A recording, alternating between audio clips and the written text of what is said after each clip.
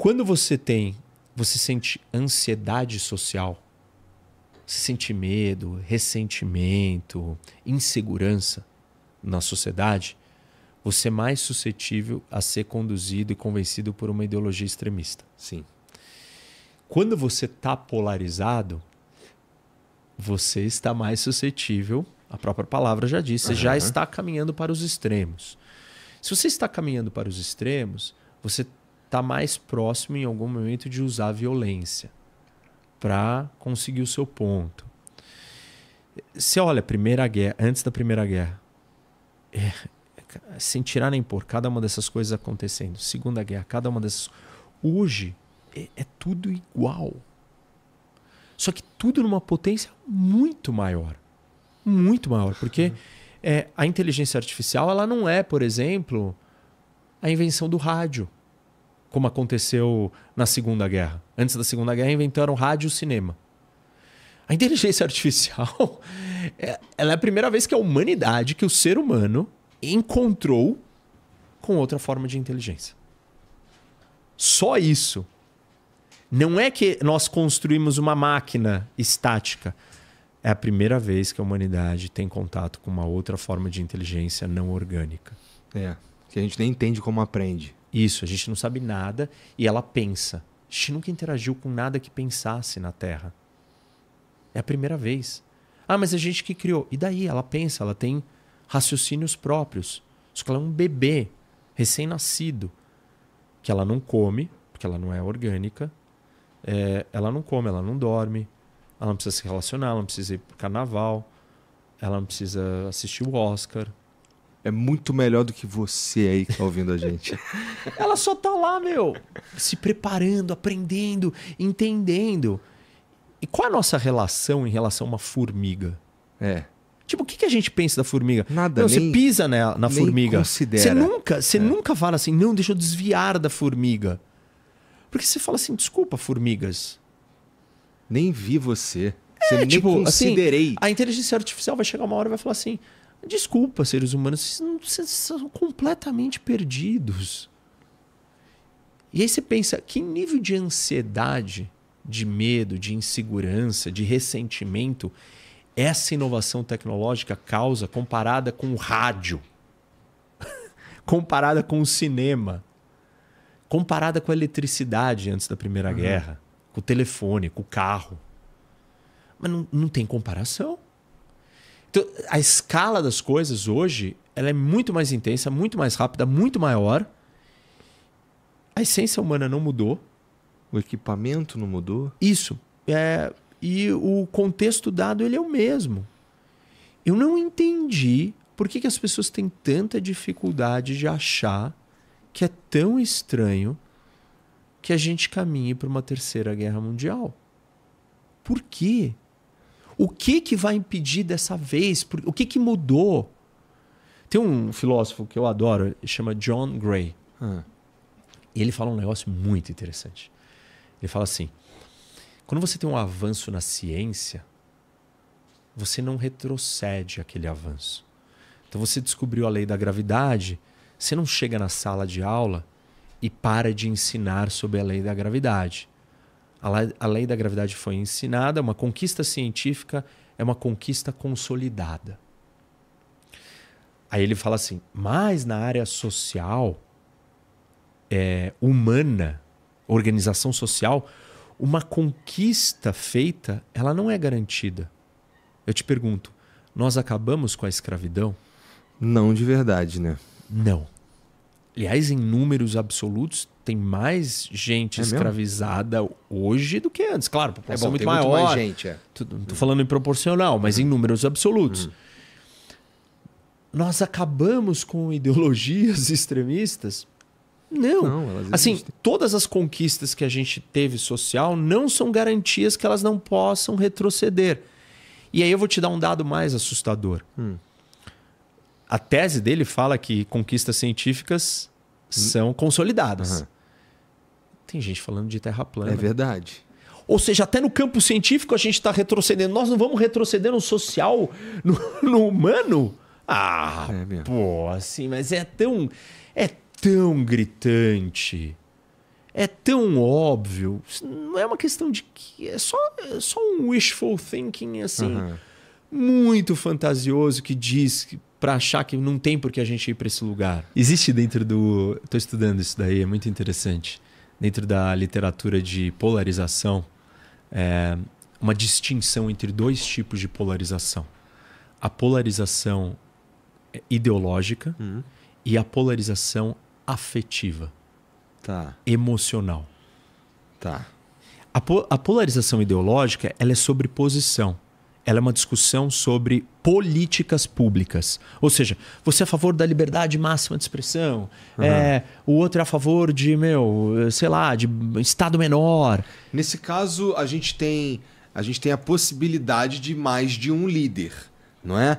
Vamos lá. Em que sentido? Vamos lá. Pode ter mais de um cara defendendo as ideias que eu acredito, e aí a gente é polarizado pela política, pelas ideias. Então vamos lá. Eu gosto do cara X, do Y e do Z.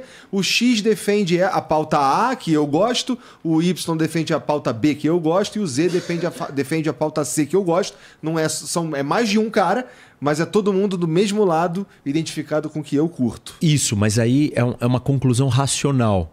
Porque é uma análise de política. É tipo, eu sou a favor de um Estado menor, eu sou a favor de um Estado grande. Até então, as discussões de política que a gente tinha eram nessas bases. Na base... não dá para dizer que a política é na base da razão, mas assim, existia algum embasamento. E aí quando você expunha... Eu acredito em algo. Isso, quando você expunha uma contradição muito grande, não dava para o cara defender. Era muita loucura. Entendeu? Entendo. Porque, tipo assim, você fala, cara, você vai defender um negócio que é o que você disse que você é contra. Aí o cara, ele realmente não queria aquilo, então ele tinha que recuar. Agora, nós estamos vivendo uma era onde a política ela é feita na base de identidade. Política identitária. Na direita e na esquerda. Começou com a esquerda, isso, com a extrema esquerda, e agora veio para a direita. E o que é política identitária? Identidade é baseada em emoção, não é em razão. É no raciocínio. Veja bem, então você pensa assim, então essa é a minha identidade. Não, cara. É história, é cultura, é sentimento, é amor por essa terra aqui, chamada Brasil. São coisas emocionais. Política identitária, ela é emocional. E uma polarização emotiva, afetiva, ela é baseada na emoção. Porque você não representa ideias que eu concordo. Você é uma representação de quem eu sou. Se você um dia vir e falar assim, eu odeio uísque, cara, eu sou você, então eu também tenho que odiar o uísque. Antes eu falava assim, não, cara, eu não gosto de uísque, eu gosto de vinho. Agora, se você um dia falar assim, eu odeio uísque, no outro dia você falar, não, eu odeio vinho, não importa. Porque o que vale mais é quem você é. É uma conexão afetiva. Emocional. E esses caras conseguem... Por isso que eles conseguem ouvir o Lula dizendo que o Zelensky que causou a guerra e achar um absurdo. E aí quando o líder deles fala isso, eles não acham um absurdo. Porque eles não estão preocupados com a fala, com a razão ou a estrutura do que foi dito. Eles estão preocupados com quem disse. O Lula não sou eu. O Trump sou eu. Se o Trump falar a mesma coisa que o Lula, mas foi o Trump que falou, tá tudo bem. Quando o Lula falar a mesma coisa, não tá tudo bem, porque eu não sou o Lula. Entendeu? Entendi. Às vezes o mesmo argumento, é só quem falou. Isso. Por isso que não faz diferença. Aí todo mundo fica debatendo e remoendo e falando, cara, que loucura, que contradição. Não adianta se apelar para a contradição da razão. Porque não é sobre isso, né? Não, é sobre pura emoção e identificação de identidade. Quem sou eu? E é doido, porque esses caras, eles conseguiram alcançar um nível de devoção quase religioso. Não, muito mais do que religioso. Ou mais do que religioso. Sabe o exemplo que eu tenho dado, Igor, é o seguinte. Você tem horas que sua vida tá indo... Cara, tá tudo errado. Você vira pra Deus e fala... O que tá acontecendo? É verdade. Tipo, assim, você tá de brincadeira comigo? Por quê? Por quê? Você contesta, você questiona, você confronta Deus. Você confronta sua mulher, você confronta seus filhos, você confronta seus pais, você confronta seus amigos, você confronta seus sócios. Você não tem devoção incondicional a ninguém na Terra.